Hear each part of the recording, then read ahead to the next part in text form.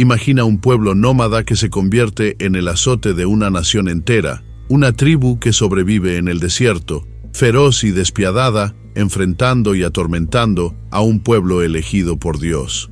Sus incursiones son rápidas, mortales y sin piedad. Su existencia es un misterio envuelto en el polvo del tiempo, y su desaparición, un enigma histórico.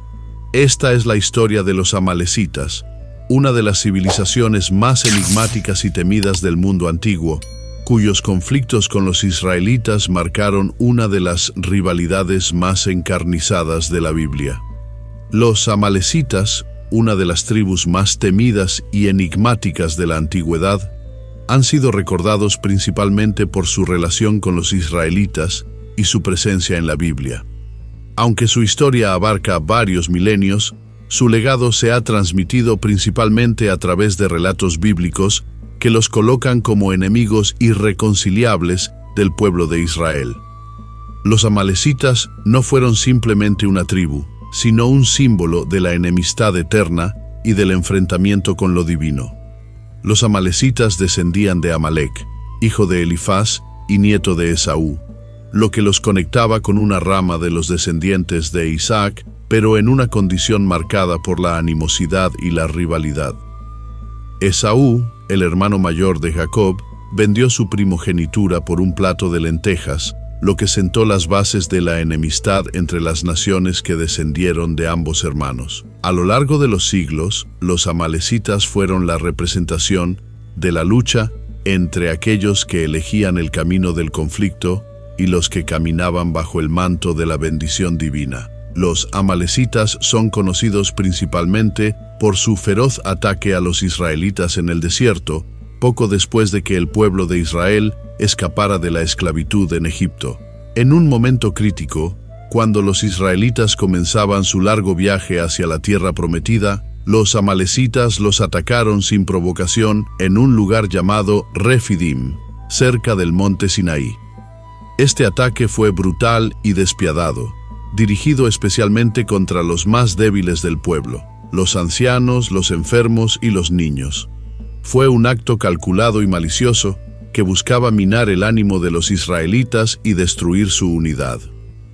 La batalla que siguió fue clave para la formación de la identidad del pueblo israelita. El líder de los israelitas, Moisés, entendió la magnitud de la amenaza amalecita.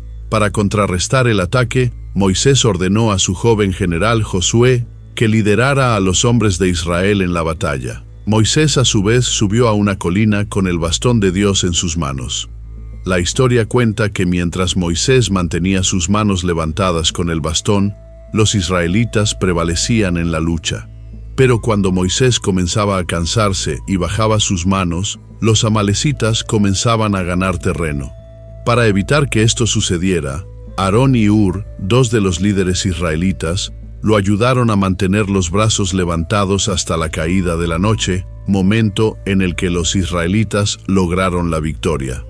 Esta victoria no solo tuvo un impacto militar, sino también espiritual, ya que fue vista como una intervención directa de Dios a favor de su pueblo.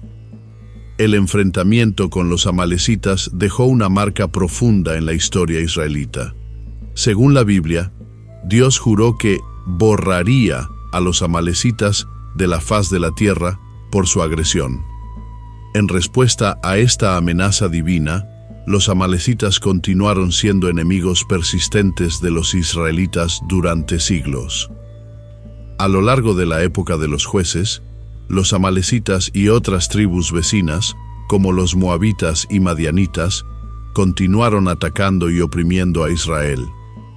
Durante este periodo, los israelitas sufrieron intensas invasiones y lucharon por su supervivencia en una región hostil y peligrosa. Una de las figuras más importantes que luchó contra los amalecitas en este periodo fue el juez Gedeón. Los amalecitas y los madianitas habían formado una coalición para oprimir a Israel, saqueando y destruyendo los cultivos y el ganado. Gedeón, en respuesta, reunió un pequeño ejército de israelitas que fue reducido a solo 300 hombres. Con esta pequeña fuerza, Gedeón y sus hombres atacaron al campamento amalecita y causaron una gran derrota, siguiendo la orden de Dios de luchar contra los opresores de Israel. Esta victoria se convirtió en un símbolo de cómo Dios podía derrotar a los enemigos más formidables, incluso con los recursos más limitados. Sin embargo, la historia de los amalecitas llegó a su punto culminante con el reinado de Saúl, el primer rey de Israel. En 1 Samuel 15, Dios ordenó a Saúl, a través del profeta Samuel, que exterminara por completo a los amalecitas como castigo por su agresión anterior contra Israel. Esta orden fue explícita y brutal. Nada debía quedar de los amalecitas, desde los hombres hasta los animales. Sin embargo, Saúl, en lugar de seguir las instrucciones divinas al pie de la letra, permitió que Agag, el rey amalecita, quedara vivo y tomó para sí lo mejor de los rebaños y los bienes. Esta desobediencia a las órdenes divinas fue vista como una falta grave. Samuel, indignado por la falta de cumplimiento, confrontó a Saúl y le anunció que Dios lo rechazaría como rey. En un acto simbólico de justicia, Samuel mismo ejecutó al rey Agag, asegurando que la sentencia de Dios contra los amalecitas se cumpliera. Aunque los amalecitas fueron derrotados por Saúl, su amenaza no desapareció completamente. Años más tarde, en tiempos de David, los amalecitas volvieron a ser una amenaza. En 1 Samuel 30, mientras David y sus hombres se encontraban en una expedición, los amalecitas atacaron la ciudad de Siclag y tomaron cautivas a las esposas e hijos de los guerreros de David. Esta vez, David, con la ayuda de Dios, persiguió a los amalecitas y logró rescatar a los cautivos, derrotando a los amalecitas de manera decisiva. Esta fue una de las últimas victorias importantes sobre los amalecitas en la Biblia. El último eco de los amalecitas aparece en el libro de Esther, siglos después de la desaparición de la tribu. Amán, un descendiente de Agag, se convirtió en el principal enemigo de los judíos en el imperio persa. Amán, quien ocupaba una posición de poder en la corte del rey Jerjes, planeó la exterminación de todos los judíos en el imperio. Sin embargo, gracias a la intervención de la reina Esther y su primo Mardoqueo, el plan de Amán fue frustrado, y él mismo fue ejecutado en la horca que había preparado para Mardoqueo.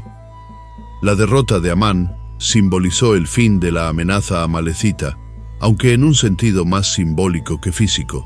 A lo largo de los siglos, la historia de los amalecitas se transformó en una lección sobre la justicia divina, el castigo por la hostilidad eterna contra Israel y el poder de Dios para proteger a su pueblo. En la tradición judía, los amalecitas se convirtieron en el símbolo de todo lo maligno y opresivo. Los rabinos enseñaron que la lucha contra los amalecitas no solo era física, sino también espiritual, un recordatorio de la necesidad de erradicar todo mal en el mundo. Hoy en día, los amalecitas son recordados como una advertencia sobre el destino de aquellos que se oponen a la voluntad divina y atacan al pueblo elegido.